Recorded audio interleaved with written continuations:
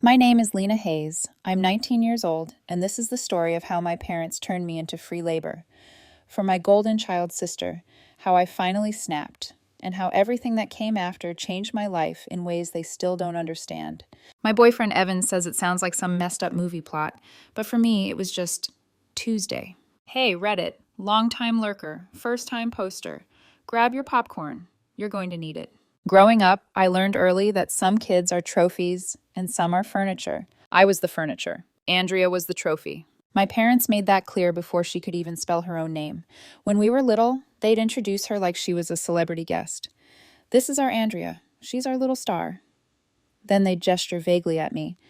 And this is Lena. She's very helpful. Helpful. Not smart, not talented, not funny, not anything. Just useful in the way a chair is useful. You don't think about it until it's gone. The favoritism started small. Andrea got the bigger bedroom with the nice window and built-in shelves. Girls need space, Mom had said, like I wasn't also a girl standing 3 feet away. When I asked why I couldn't have the room since I was older, she just smiled that tight little smile. You're more practical, Lena. You don't care about that stuff. They never asked if I cared. Andrea got the newer laptop. I got Dad's old one with the battery that died if you blinked at it too hard. Her car had less than 200,000 miles on it. Mine rattled every time I shifted into third and smelled faintly like spilled milk and despair. Their money went where their pride went. Andrea's college fund got regular deposits. I'd overhear them talking about scholarships and out-of-state options for her while they washed dishes together. Mine had dust. Literal dust. I once opened the folder labeled Lena College and found a bank statement with almost nothing in it and a handwritten sticky note that said, "We'll figure something out." Spoiler, they didn't. When Andrea joined cheer, there was never a question. Uniforms, competition fees, travel, paid without blinking. When I joined wrestling, Mom raised an eyebrow like I'd announced I wanted to live in a dumpster. "You really want to roll around on a mat with people sweating on you?" she asked. "It's a sport, Mom," I said. "There are girls' divisions. Coach thinks I'm good." "Cheer is more feminine," she said, already scrolling on her phone. "Andrea's routines are so impressive." My wrestling gear came out of my summer job money. Every single time. Dad would pat my shoulder and say things like, "Girls need more support," or "Your sister has social obligations," as if I was some genderless house goblin who slept in the walls. Mom was worse. She'd pit us against each other and then act shocked when Andrea treated me like trash. "Lena, why are you so jealous of your sister?" she'd ask after they bought Andrea something expensive. I wasn't jealous, I was tired. The real shift happened around Andrea's freshman year. That's when she realized tears were a cheat code. I watched her perfect it like a science experiment. First major incident, she borrowed my laptop for a history test. Swore she'd return it by 9. I had a paper due at midnight. 9 came and went. At 10, I knocked on her door. "Andrea, I need my laptop." "Go away, Lena, I'm studying." "At least let me use it for an hour." She cranked up her music. At midnight, panic clawed at my chest. I knocked again, louder. "Andrea, seriously, I have a paper due." Her door flew open and she stormed out in tears. 10 minutes later, she was sobbing in the living room, clinging to Dad like she'd just survived a war, telling them I'd been harassing her for hours and calling her stupid while she tried to study. Dad turned on me like I'd kicked a puppy. "Is that true?" he demanded, already deciding it was. "No," I said. My voice sounded small, even to me. "I just asked for my laptop back. Twice." Andrea gasped like I'd slapped her. "You're calling me a liar?" Mom's eyes narrowed. "Lena, apologize to your sister, right now." The next day, my laptop showed up on my desk with a cracked screen and coffee stains baked into the keyboard. When I showed Mom, Andrea started crying immediately. "She's framing me," she said between sobs. "She's jealous because I get better grades." "I'm what?" I whispered. Mom put a hand on my shoulder, but her eyes were on Andrea. "Lena, stop. This is ugly. Say you're sorry." I apologized for I don't even know what. Existing, maybe. After that, I learned it was safer to shut up and stay invisible. Andrea would create chaos, and I'd get blamed. Saying anything made me the villain in a story I hadn't written. The cruise announcement came 3 weeks before her birthday. They called a family meeting. Mom was practically vibrating. "We've planned something special for Andrea's Sweet 16, Dad said. 8-day Caribbean cruise, 9 days travel, all the bells and whistles. The whole family's going." For a second, something like hope flickered in my chest. Maybe this was different. Maybe we'd all go. Maybe we'd have one memory where I wasn't the shadow in the corner of the photo. Mom smiled. Andrea deserves it. She's worked so hard. Andrea preened like a cat in a sunbeam. Then Mom added, like it was the most obvious thing in the world, Lena stays home, obviously. Someone needs to watch the house and handle Andrea's schoolwork. She can't be stressed about homework while celebrating her birthday. The hope died so fast it left whiplash. Andrea's smile turned sharp. You get it, right, Lena? This is my special trip. Some of us actually matter. I swallowed the lump in my throat and nodded. Yeah, I get it. Arguing with them was like arguing with a wall that could yell back. So I went to my room and stared at my ceiling until something in me quietly snapped. 4 days into that cruise, I'd turn 18. 18 meant I could get my own bank account without their names on it. Meant I could sign a lease. Meant I could walk away. I started job hunting that night. Warehouse work. Full-time. Decent pay. Benefits after 3 months. I told my parents it was just part-time to stay busy while they were gone. They barely heard me. Dad just said, "Don't let it interfere with Andrea's assignments," without looking up from his phone. I called my grandpa, Walter, the only adult who'd ever treated me like more than a utility. Told him about the cruise, the homework, the birthday I wasn't invited to. On the other end of the line, he was quiet for a beat. Then he said 4 words that made everything click. Good, get out, kid. That's when I knew I wasn't crazy. I was done. The morning they left, I set my alarm for 4:30 a.m. Some kid part of me still believed families were supposed to say goodbye properly. Dad was already in the kitchen, scrolling his phone. I said, "Morning." He grunted. That was the whole conversation. Andrea thundered down the stairs in a brand new outfit. When she saw me, her face soured like I'd ruined her photo op. That's when Dad lifted the massive stack of homework and dropped it in front of me. Her teachers agreed to take this late since she's traveling for her birthday, he said. Needs to be done and turned in Monday or she fails 3 classes. I stared at the pile. English essays on books she'd never read. Math worksheets she'd ignored all semester. A full history project with citations and a bibliography. 30, maybe 40 hours of work. You're serious? I asked. Do I look like I'm joking? His voice got that edge. You're living under our roof, eating our food. This is a simple ask. Don't make it difficult. I have a job starting Monday, I said.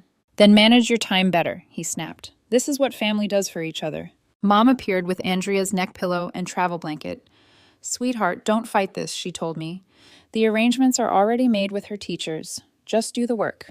Andrea inspected her nails. Honestly, Lena, most people our age balance jobs and school. Stop being dramatic. These are your assignments, your grades. She shrugged. And you're my sister. Sisters help. That's how it works. I looked from Andrea to Mom to Dad, waiting for one of them to realize how insane this sounded. None of them did. They were already calculating traffic. Andrea laughed when I asked, "How long will you be gone?" "Long enough for you to finally contribute something useful to this family," she said. They left 20 minutes later. Mom gave me a distracted wave. Dad didn't look back. Andrea blew a kiss from the car window like she was tossing scraps to a dog. The house went quiet. I stood in the kitchen, staring at the mountain of homework that wasn't mine, and felt something settle in my chest. Not rage, not even sadness. Clarity. I picked up the stack and carried it down the hall. Not to my desk, but to the place where I'd been planning my escape. This time, I wasn't going to be their furniture. I was going to move. I picked up the stack of homework and carried it down the hall. Not to my desk. To the place where, for weeks, I'd been quietly planning my exit. I set the papers down and pulled out my phone with hands that were a little less shaky than I expected. My thumb hovered over my contacts for a second before tapping the only person I knew would answer. Grandpa Walter picked up on the second ring. "You leaving today?" he asked. No hello, no small talk, just straight to the point, like always. "Soon as I finish packing," I said. "Good girl," he replied. I could hear the scrape of his chair in the background. "You need money?" "I've been saving," I said. "Got a job lined up. Warehouse gig across town. I already put a deposit down on a room to rent. I'm okay." There was a pause, the kind where you can feel the other person thinking. "Your parents are going to regret this, Lena," he said finally. "More than they know. You just focus on yourself now. I'll handle the rest." I frowned. "What does that mean?" "You'll see when the time comes," he said. "Pack your things. Don't look back." I didn't push. I just said, "Thanks, Grandpa," and hung up. For a moment, I just stood there in my room. The small one, the practical one, looking around at 18 years of my life compressed into mismatched furniture and hand-me-downs. Then I moved. I pulled my duffel bags from under the bed and started packing the essentials first. Clothes I actually wore, not the outfits Mom had bought on sale and then guilt-tripped me into keeping. My worn-in jeans, my work boots, the hoodie I'd stolen from Evan that still smelled faintly like his cologne. I yanked my backpack off the chair and emptied it onto the bed. Laptop, charger, notebooks, pens, the cheap headphones I used to drown out Andrea's late-night screech laughing with her friends. Next came the documents: birth certificate, social security card, school records. I'd spent weeks quietly collecting them, telling the school office I needed duplicates for college applications. Nobody questioned it. Invisible kids aren't suspicious. They're forgettable. I grabbed the watch Grandpa had given me, the one Dad had rolled his eyes at because it wasn't sleek enough. It was scratched, heavy, and reliable. I strapped it onto my wrist. By the time I was done, everything I owned that mattered fit into 2 duffel bags and a backpack. 18 years in 3 bags. I sat down on the edge of the bed for a second, breathing hard like I'd just run a race. My phone buzzed. A text from Evan, time-stamped from last night, sitting unread. Evan, you okay? Call me if you need to vent. I'm on late shift, but I'll answer. I typed back with shaky thumbs. Me, I'm leaving today. The typing bubble appeared, disappeared, appeared again. Evan, proud of you. Text me when you're safe, okay? Simple. No drama. Just belief. I put my phone in my pocket and stood. The packing was the easy part. The next thing I did was petty. I know that. I did it anyway. Our house was covered in photos. Hallway walls, the living room mantel, the staircase, the fridge, everywhere. Perfectly staged moments in matching outfits, vacation shots, Andrea's cheer photos blown up to near life size. You'd think we were one of those families who laughed together in slow motion. I started in the hallway. Frame by frame, I took down every photo that had me in it. Some I kept. The few that were from before things got bad, before I understood that hugs could be PR and smiles could be lies. Me on Grandpa's lap, both of us laughing at something off camera. Me holding a mangy cat I'd tried to adopt when I was 8. Most of them, I didn't. They were staged, posed, edited versions of a family that didn't really exist. Fake smiles plastered over years of me being an afterthought. For every picture I removed, I put the empty frame back in the exact same spot. Blank rectangles of glass, waiting. I wanted them to walk in and see every space where I'd been cut out. I moved through the living room next, clearing myself off the mantelpiece like I was erasing a character from a story. The staircase gallery went last. Those chronological photos that showed Andrea morphing from gap-toothed child to airbrushed teen. In the ones where I hovered at the edge of the frame, I vanished. 3 hours later, the house looked almost the same if you glanced quickly, but if you really looked, you'd see it, the outline of me missing everywhere. My fingers were shaking by the time I carried the stack of Andrea's homework back to the kitchen. I didn't throw it away. I sat down and leafed through each assignment, one by one. English essays on books she'd clearly never opened, blank outlines, half-finished sentences, highlighted instructions from teachers she'd ignored. Math worksheets where the only things filled in were her name and date. A history project template for the Cold War, with boxes that were still empty weeks after they'd been assigned. Pages and pages of nothing. She'd had all semester to do the work. She'd chosen not to. And now my parents expected me to pull an academic miracle out of my exhausted brain because their favorite didn't feel like trying. I stacked the papers neatly, squared the edges, and set them back in a perfect pile.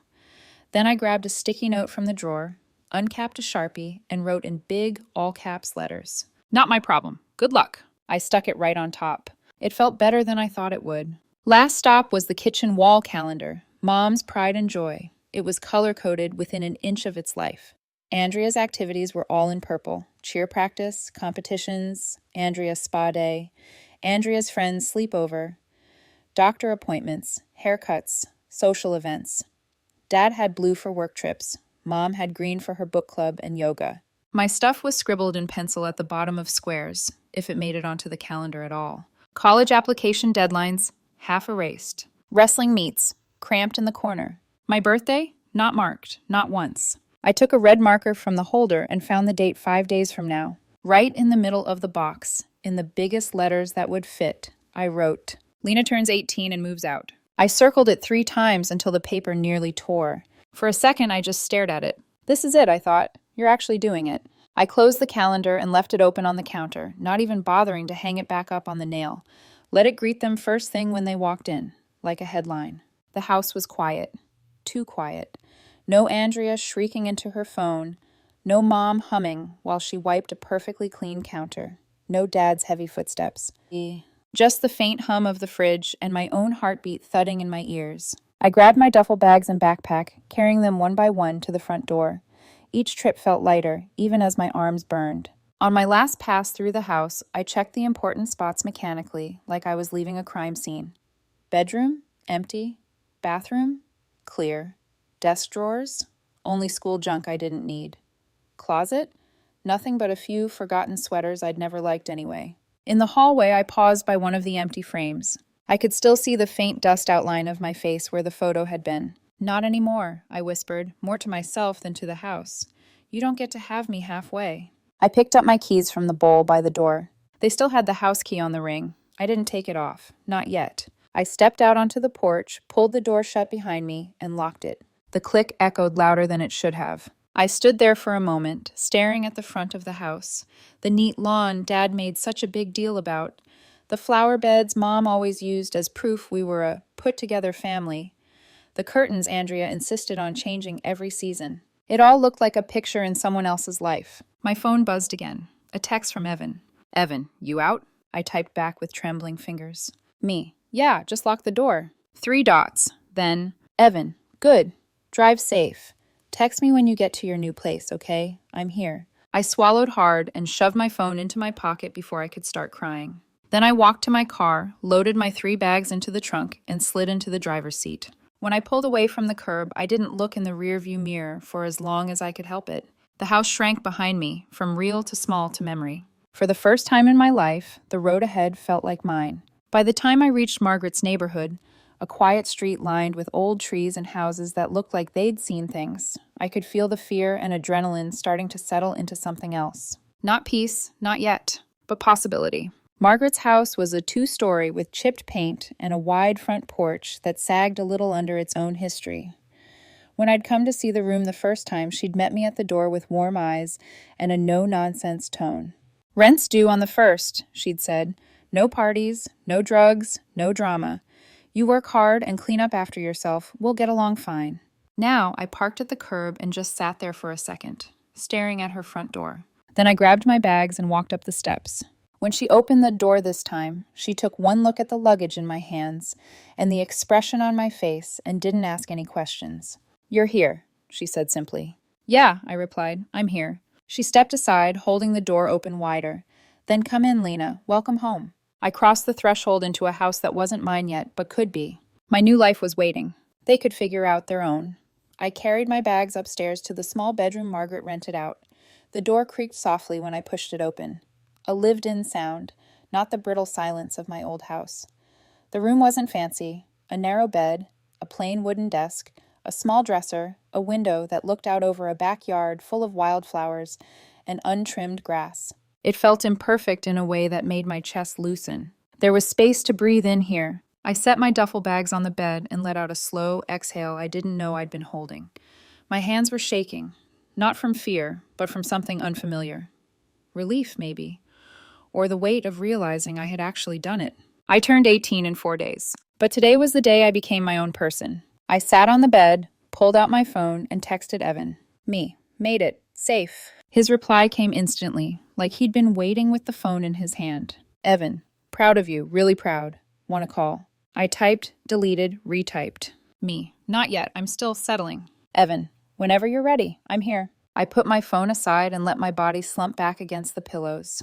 For the first time in years, the silence around me didn't feel oppressive. It felt like permission. After a few minutes, Margaret knocked lightly on the open door. "You hungry?" she asked. "I made a pot of chicken soup earlier. Not fancy, but it does the job."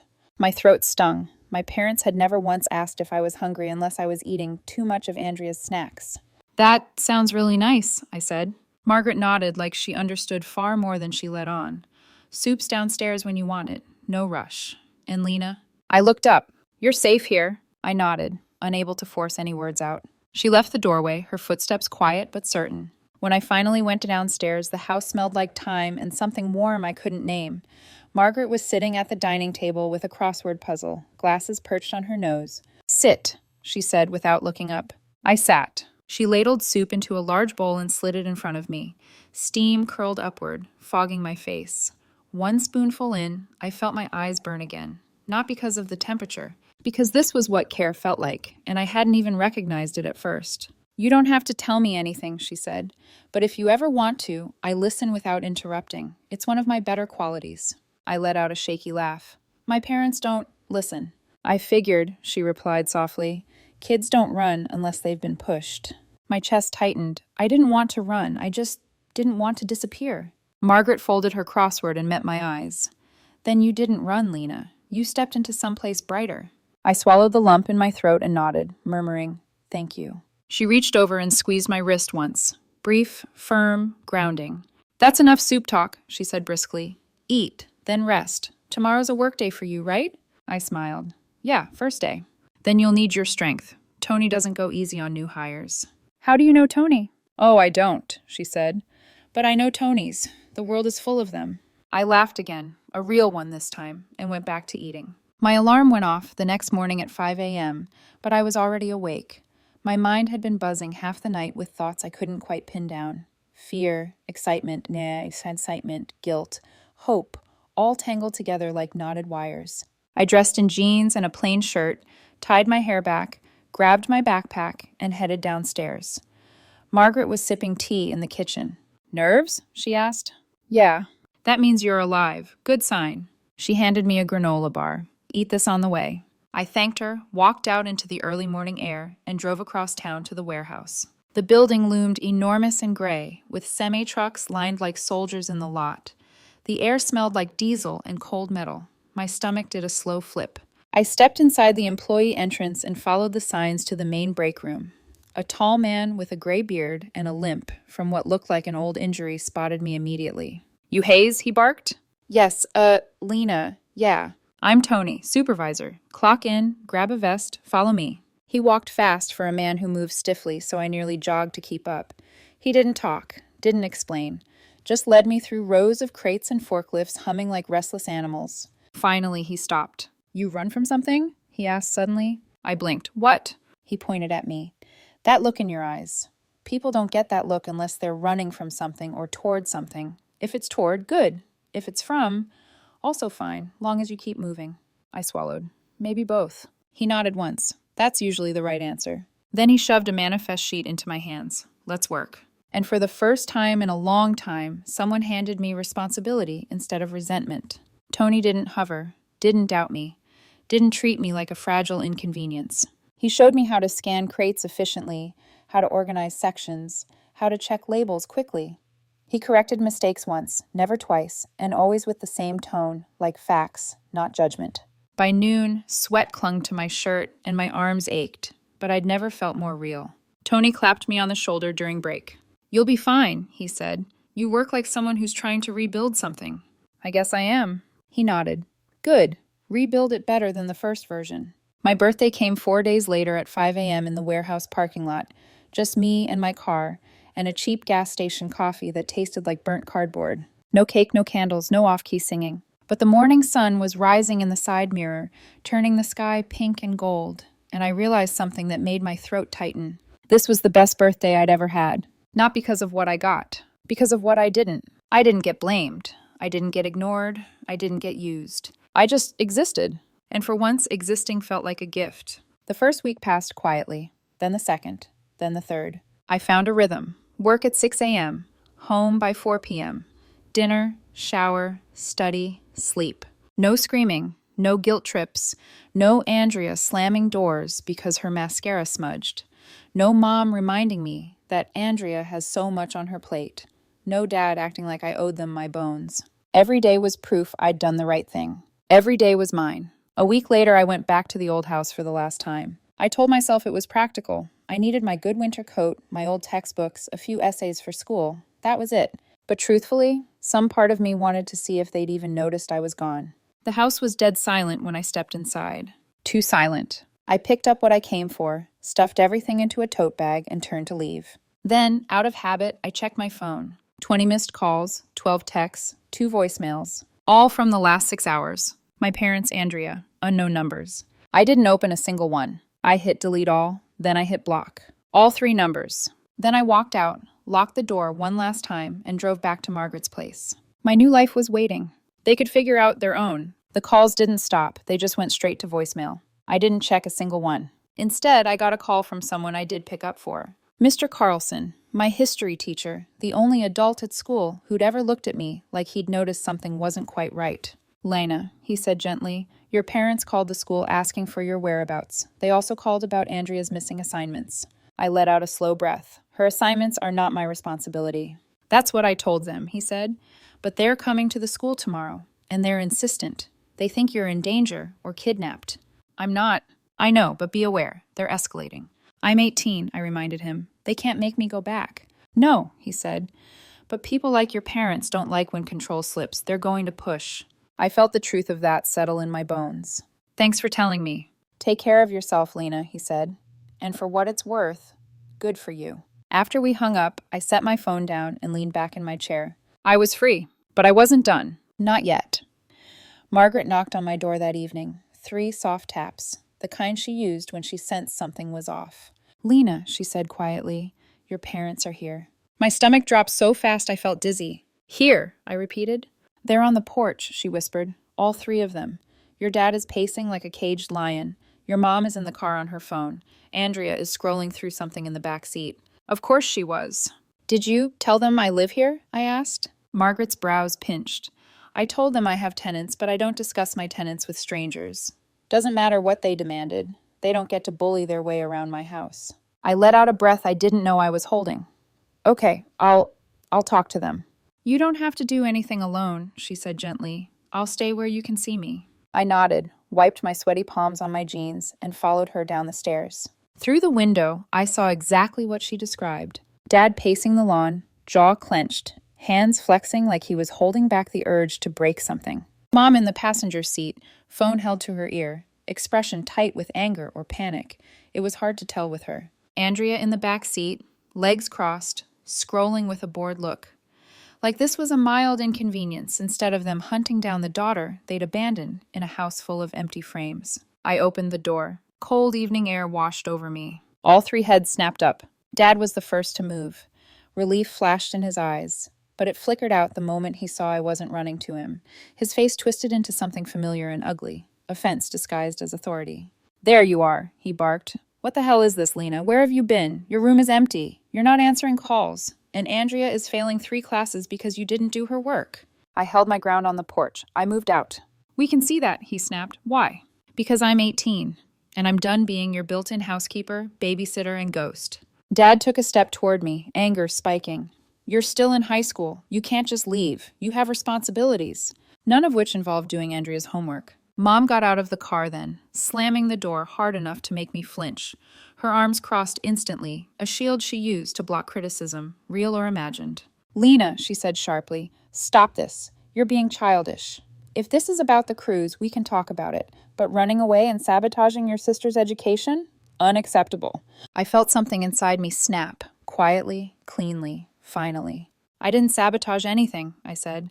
Andrea had months to do her assignments. That's on her, not me. Andrea rolled her eyes and got out of the car, her hair perfectly curled and her attitude even more polished. You are so freaking dramatic, she said. You're mad because you didn't get to go on my birthday trip. Grow up, Lena. The world doesn't revolve around you. I let out a short, humorless laugh. It revolves around you. Always has. Andrea blinked in surprise. Not hurt, just confused that I wasn't folding the way I always did. I needed help, she said, her voice turning that fake soft tone she used on teachers and boys. You're supposed to help your family. No, I said simply. Family helps each other. What we were wasn't family. Mom stepped forward, voice cracking.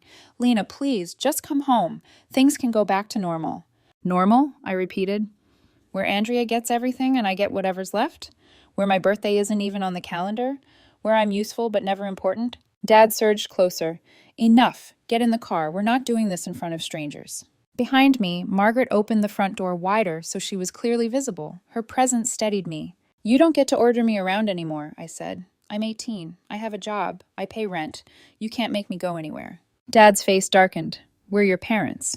"You were my parents, Amomea," I said, "when you left me home from a vacation to do someone else's homework.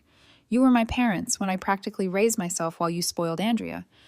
You were my parents when you pretended I wasn't there unless you needed something done." Dad climbed the porch steps. He was close now, too close. Andrea hovered behind him, filming on her phone, suddenly realizing, maybe, that she wasn't in control of the narrative anymore. Mom was near tears. "Lena, sweetheart, this is all a misunderstanding. We love you."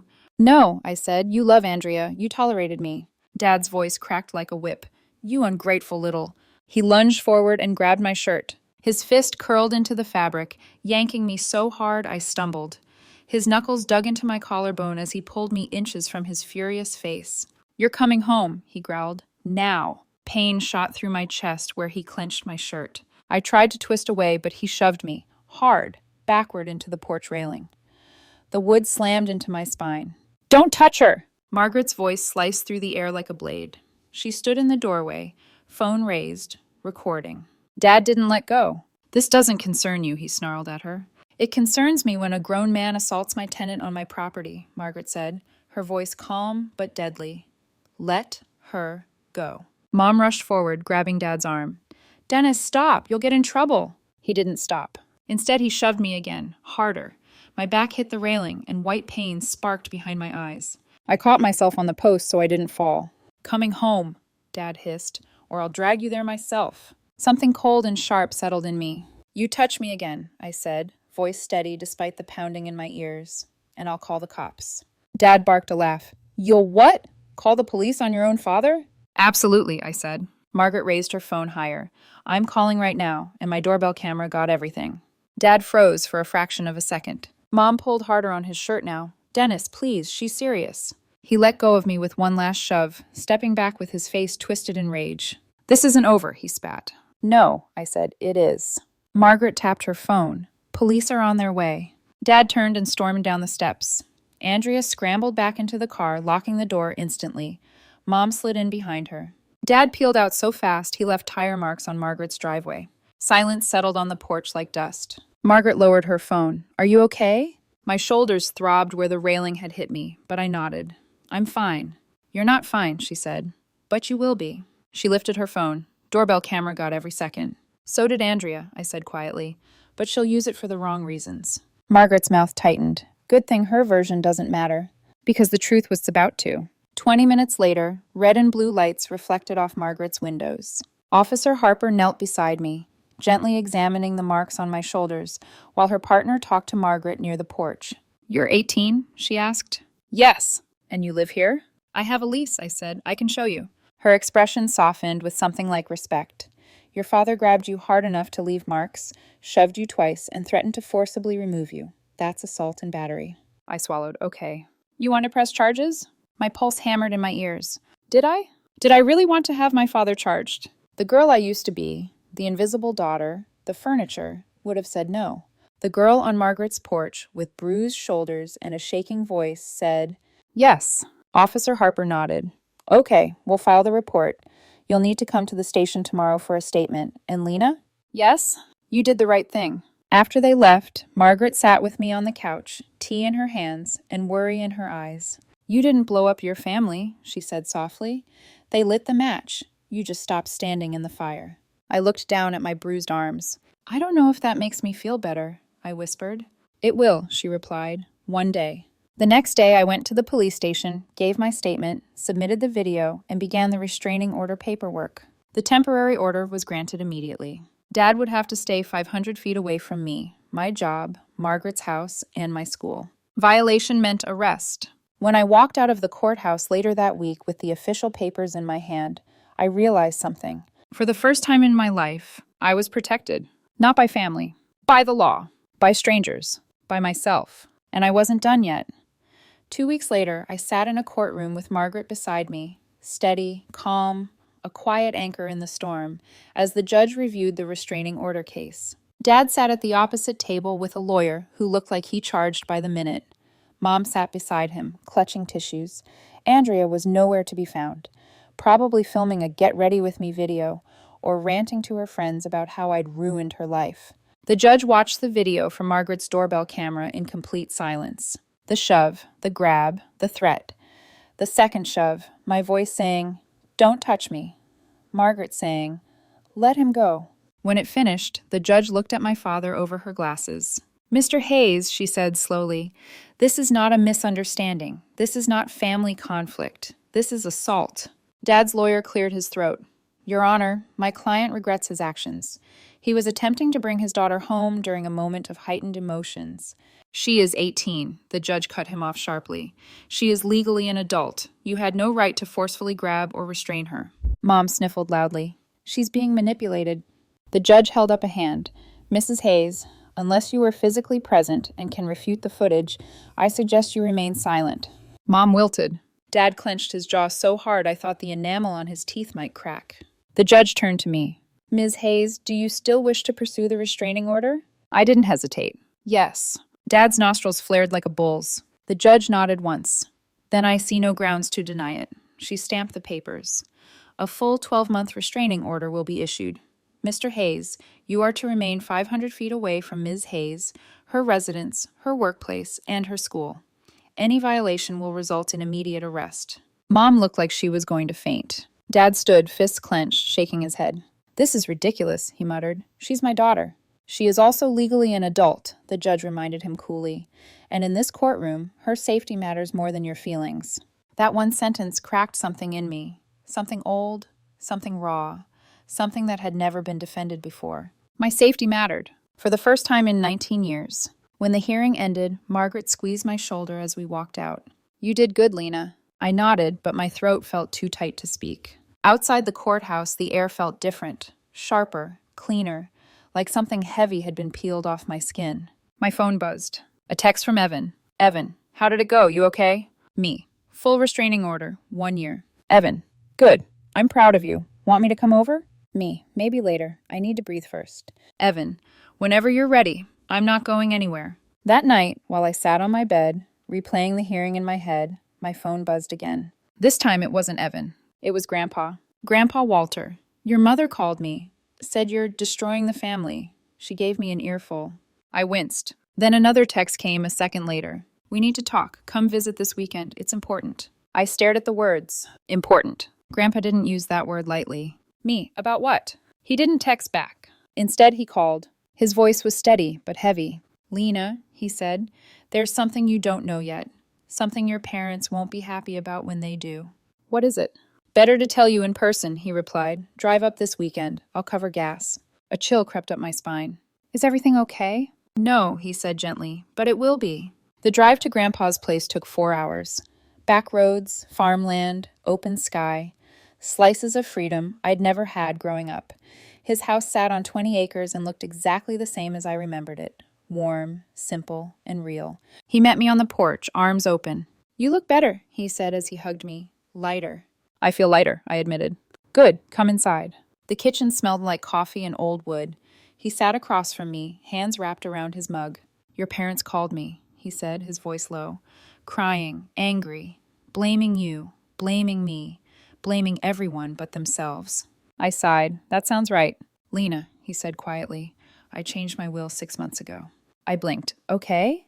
"Everything goes to you." My breath caught. "What?" He nodded.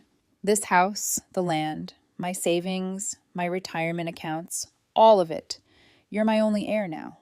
I can't, "You can," he said firmly, "and you will." I shook my head, overwhelmed. "Grandpa, Mom and Dad will lose their minds." He leaned back and crossed his arms. "Let them." "Why would you do that?" I whispered. He met my eyes. "Because I watched your parents shower Andrea with everything while you got scraps. I watched them make you invisible, and I'm not letting them erase you from my life the way they tried to erase you from theirs." My throat closed. He reached across the table and squeezed my hand. "You deserve a future," he said softly, "a real one, and I want you to have a foundation they can't touch." I swallowed hard. "Why tell me now?" "Because your mother is already digging," he said. "I wanted you to hear it from me before they twist it into something it's not. They're about to make noise. A lot of it." My chest tightened. "What kind of noise?" Oh, the usual, he said dryly, threatening to contest the will, claiming I'm being manipulated, saying you're exploiting an old man. I groaned. Seriously? He smirked. Don't worry, they can contest all they want. They won't win. I rested my forehead on the table. This is a lot. Yeah, he said, but you're strong enough to handle it. And somehow, sitting there in that kitchen filled with old coffee mugs and memories that didn't hurt, I believed him. When I got back to Margaret's house, a quiet settled over me. Deep, grounding, steady. My parents had not called, had not texted, had not shown up. But it wasn't over. Not even close. The next morning, I got a call from Mr. Carlson. Your parents showed up at school, he said. Again. I closed my eyes. Of course they did. They're telling the administration that your grandfather manipulated you into leaving home so he could cut them out of his will. I laughed. A short, disbelieving sound. That's creative. Ridiculous, he said. But they're pushing hard. They want the school to document that you're being coerced. Coerced into what? I asked. Having a job? Being safe? Not doing Andrea's homework? He sighed. They're desperate, Lena. Just be careful. I will. When I hung up, I sat on my bed, feeling something unfamiliar in my chest. Not fear. Not guilt. Strength. For the first time, they were the ones panicking. Not me. And they hadn't even seen the biggest shift yet. My life was just beginning. That week, everything around me started moving faster, like someone had pressed fast forward on a movie I'd only just learned how to watch. Work became my anchor. Tony noticed I showed up early, stayed late, learned fast, didn't complain. He didn't treat me like a child or like dead weight. When I messed something up, he corrected me calmly. When I did something right, he nodded once, approving but never patronizing. On day 5, he found me reorganizing a chaotic shelf of mislabeled inventory. You're thinking like management, he said. I blinked. I'm just fixing it. Same thing, he said, then added with a grunt. You stick around, you'll move up. It was strange hearing that. Stranger still that I believed him. 2 weeks after the restraining order hearing, an envelope came to the warehouse. My name was written on the front in my mother's fancy cursive. The same handwriting she used on Andrea's birthday invitations, Andrea's thank you cards, Andrea's college prep notes. Everything was always about Andrea. I nearly threw the letter away unopened. But curiosity is its own brand of torture, so I opened it. It was 3 pages long. 3 pages of emotional manipulation dressed up as concern. We're worried about you. You've always been so naive, Lena. We can forgive you if you come home. Dad is devastated you made him look violent. Andrea is distraught. You owe her an apology. We'll help you with college if you stop this nonsense. Family sticks together during hard times. We love you even when you make mistakes. Not one apology, not one acknowledgement of what they did, not one sentence about hurting me. Just anger that I'd embarrassed them and disrupted the Andrea show. I showed the letter to Tony during lunch. He read it, scoffed, and handed it back. This, he said, is someone trying to buy back control. They're trying to buy me with promises, I muttered. And conditions, Tony added. Promises from people like that always come with strings, Lena. And ropes, and chains. I let out a breath. Yeah. You respond to this? He asked. No. Good, he said. Don't give them an inch. The next 3 days were quiet. Too quiet. Then chaos. Margaret knocked on my door late Friday evening. Her expression was tight, worried. There's someone outside asking for you. My stomach clenched. My parents? No, Margaret said. Your sister. I froze. Andrea. At my workplace? I grabbed my jacket and followed Margaret downstairs. Through the window, I saw Andrea leaning against her car, her perfect hair curled, her high-end outfit all wrong for a warehouse parking lot filled with trucks and tired workers. She looked wildly out of place. She also looked nervous. Tony stood nearby, arms crossed, guarding the entrance like he was filtering out smoke from clean air. I stepped out onto the asphalt, keeping a solid 10 feet between us. What do you want? I asked. Andrea swallowed. Her mascaraed lashes fluttered, not in a manipulative way, more like she didn't know what to do without an audience. I need help, she said. I stared at her. With what? She looked around, uncomfortable. Summer school. I laughed under my breath. Let me guess. You're failing. Her eyes filled with tears instantly. A reflex. A habit. A weapon. If I don't pass summer school, I won't graduate on time, she said, voice trembling. Mom and Dad are furious. They're blaming you. Sounds like a them problem, I said calmly. Lena, please, she whispered. I know I messed up. I know I haven't been great. But just this once, can you help me? Please. I stared at her. And for the first time in my entire life, I didn't feel guilty. I didn't feel small. I didn't feel obligated. I felt clarity. You're asking me to do your work for you, I said. She opened her mouth, closed it, then lifted her chin stubbornly. We're family. No, I said softly. We're related. That's not the same. Her eyes hardened instantly. Tears evaporated like steam off a hot pan. There it is, she snapped. The real you. Selfish, cold. Dad was right. You only care about yourself. I smiled, calm, almost pitying. Funny, I said. That's what you said every time I didn't set myself on fire to keep you warm. Andrea flinched.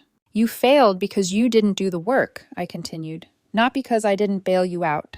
Figure it out yourself. I turned back toward the warehouse. Andrea's voice snapped like a whip behind me. You're ruining my life. I didn't even turn around. No, I said over my shoulder. You did that all on your own. Her tires screeched as she sped out of the parking lot. Tony exhaled loudly. Well, he said, that was something. I nodded. Yeah. You okay? Actually, I said, I think I am. 3 days later, Grandpa called. His voice was firm, but there was tension beneath it. Your mother knows about the will, he said. My heart thudded. How? I demanded. I told her, he said simply. Figured it was time. I pressed my palm to my forehead. Why, Grandpa? Because she needed to understand the consequences, he said. Her reaction confirmed every reason I made the change. What did she say? He sighed deeply. She screamed for 20 minutes, cried, accused me of favoritism, manipulation, betrayal, elder abuse, you name it. I swallowed. Is she going to contest it? She'll try, he said, but she'll fail. I nodded, throat tight. Lena, he said quietly, your parents are going to come at you even harder now. They're desperate. Don't fall for anything they say. Not guilt, not tears, not threats, not money. I won't, I whispered. Good, he said. Stand your ground. I'm proud of you. I blinked fast, trying to steady my voice. Thanks, Grandpa. Call me if they show up again, he said. I mean it. I will. We hung up. And for the first time, I realized my parents weren't just angry. They were terrified. Because the daughter they ignored, belittled, and used like furniture was becoming someone they couldn't control anymore. From that point on, my parents' behavior shifted from desperate to unhinged. It was like watching a dam crack, slow at first, then suddenly in 10 places at once. The first crack came from the school. Mr. Carlson called me early Saturday morning. I was still in pajamas, hair a mess, sitting on Margaret's couch with a cup of tea she'd forced into my hands. Lena, he said after a breath, you need to hear this.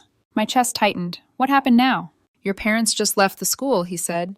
They met with the principal demanding we intervene in your living situation. I groaned. Of course they did. They said your grandfather manipulated you into leaving home so he could cut them out of his will. I nearly choked on my tea. Are you kidding me? I wish I were, he said. They want the school to document that you're being exploited. Exploited? I repeated. By who, Margaret? Tony? My job? They claimed it was your grandfather, he said. They're painting him as some controlling villain who coerced you into moving so he could isolate you. I laughed, an exhausted, borderline hysterical laugh. They're unbelievable. They're desperate, he corrected. And when people like your parents get desperate, they get noisy. I'm not going back, I said. Not ever. I know, he replied. Just be careful. They're escalating. I will, I promised. And Lena? Yeah? For what it's worth, everyone who knows you is proud of you. That hit harder than I wanted to admit. After the call, I sat still, letting Margaret hover nearby with that worried, motherly look she pretends she doesn't have. They're not done, Margaret said quietly, handing me a fresh cup of tea. I know, I whispered. Good, she said, because now you can prepare. Monday at work, the whispers started. Not from coworkers, they mostly minded their own business, but from my phone. Blocked calls, voicemails I didn't open, texts I didn't read. Then, worse, mutual family friends reaching out. Friend of mom number 1. Your mother is heartbroken. You should call her. Friend of mom number 2. Your parents say you're being manipulated. Are you safe? Friend of mom number 3. Andrea posted something worrying. Do you need help? I deleted every message. But the final crack came publicly. Andrea posted on social media. A carefully edited TikTok rant. Some people in my family are destroying everything just because they're jealous of me. I won't name names, but it hurts when someone you love uses lies, false charges, and manipulation to punish the people who raise them, especially when they assault their own father. Assault! She claimed I assaulted him. Dozens of comments poured in. OMG, that's awful. Some siblings are so toxic. I hope she gets help. Stay strong, Queen. I stared at the video, expression blank. Andrea had always been good at one thing, spinning stories where she was the victim. But legally, the courts had the footage. The truth didn't need defending. Tony walked by the break room while I stared at my phone. He took one glance at my expression. That them? He asked. I nodded. He held out a trash can. Deposit it.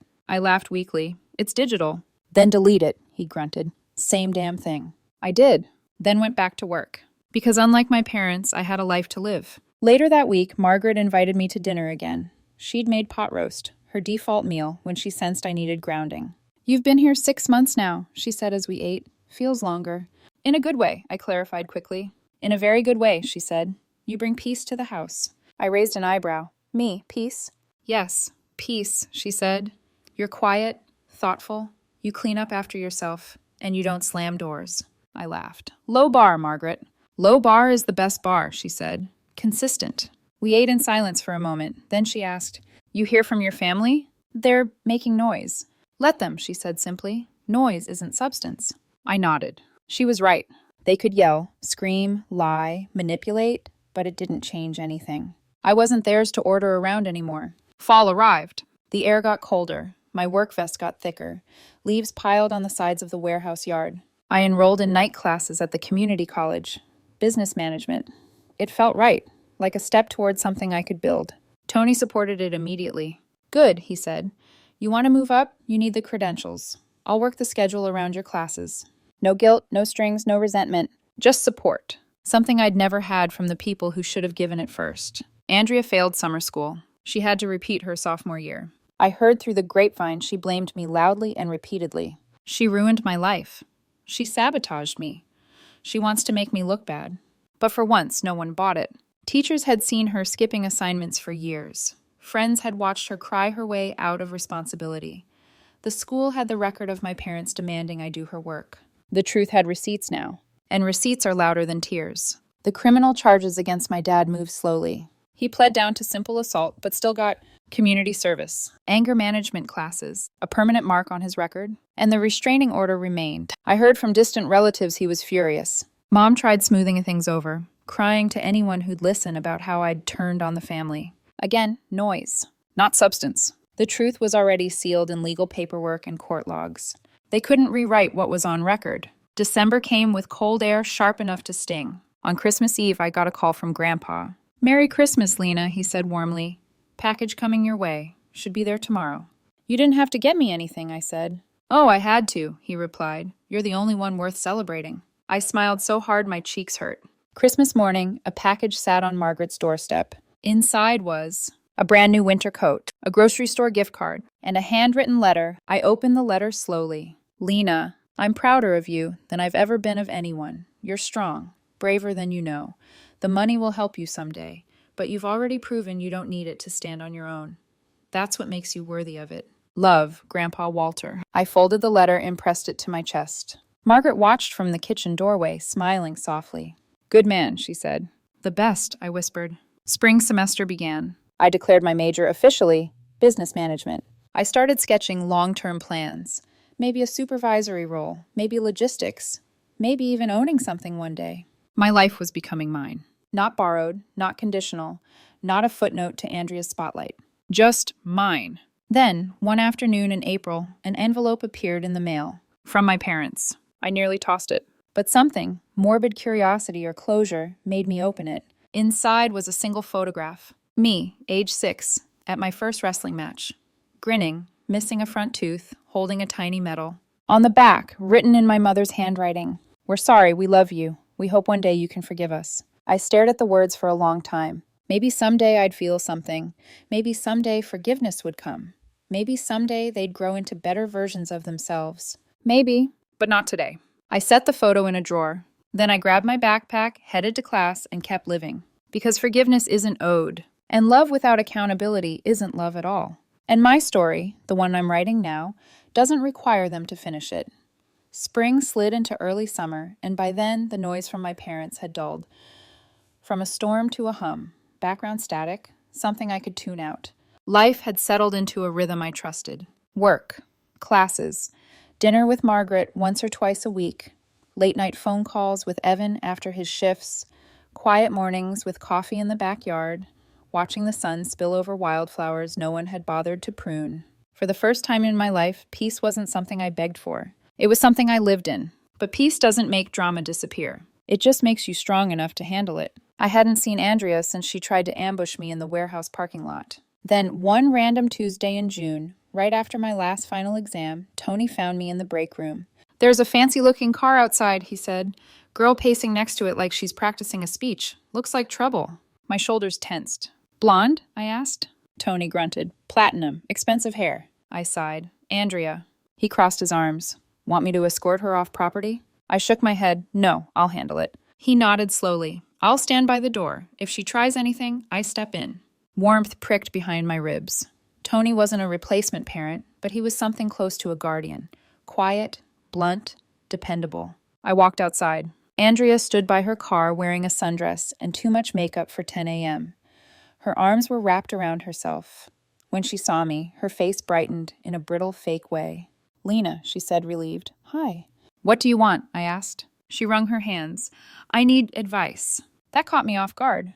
"About what?" She inhaled sharply. "I'm repeating sophomore year," she whispered. "Again." I blinked. "Andrea, again?" She nodded. "I failed. Everything.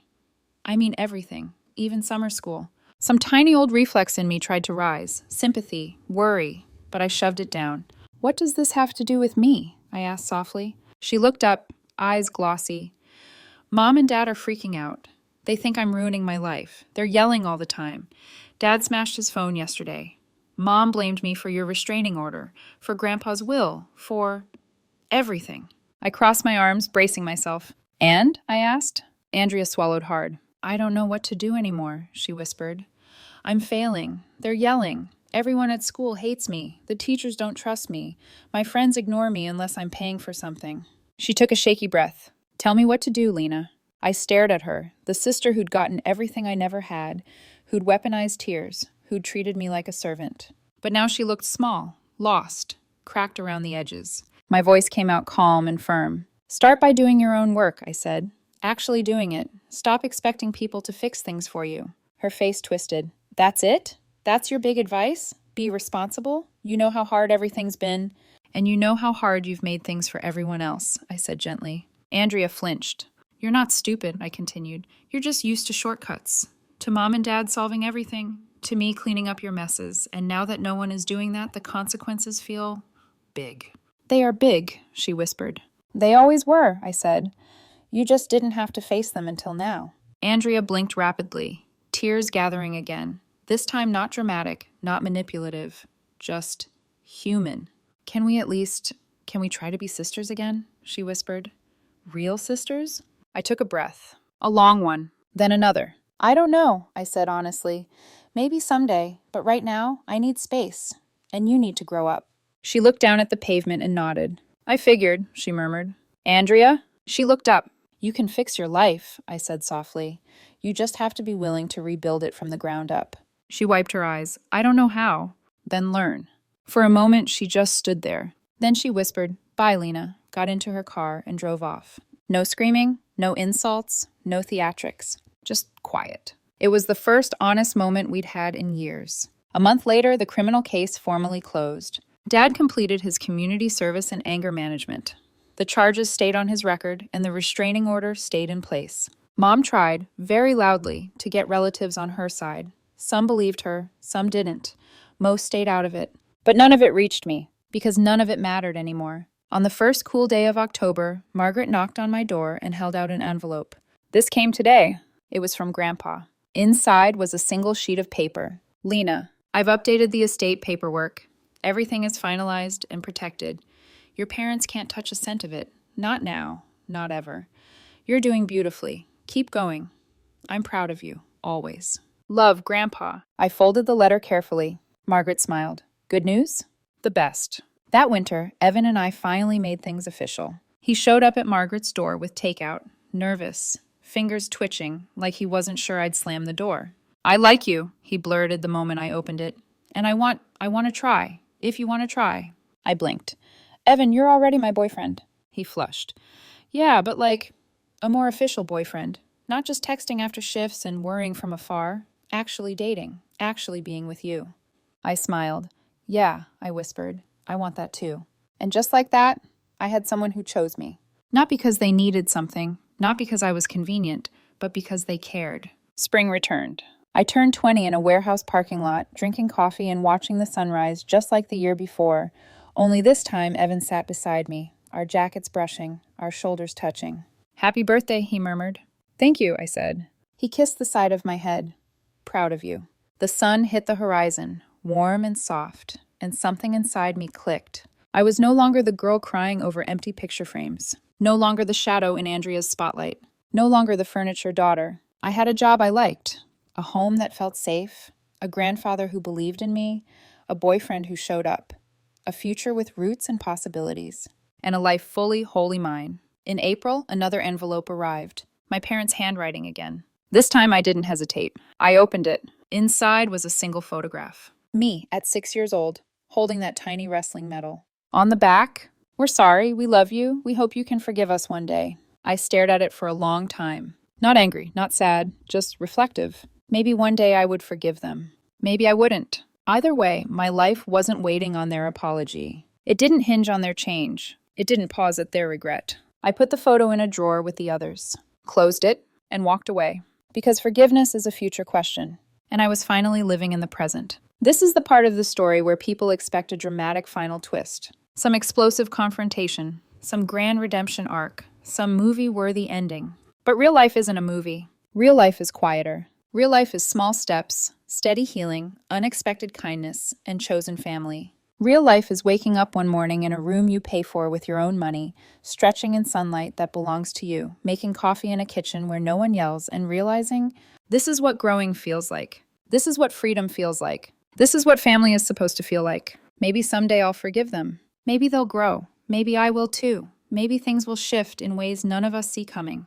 But today I am safe. Today I am happy. Today I am seen. Today I am mine. And that is the ending I choose.